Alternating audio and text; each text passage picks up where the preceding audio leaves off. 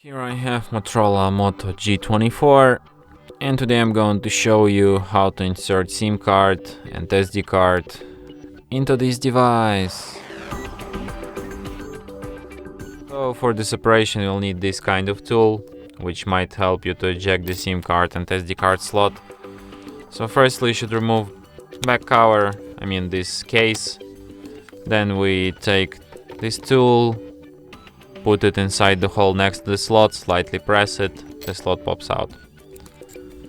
So here you can insert SD card, and right next to it you have SIM card slot. You put cards like this, and then you put slot back into device. So easily, just like this. And as you can see, it immediately tells me something like SD card detected and update preferred SIM card because SIM card is also detected.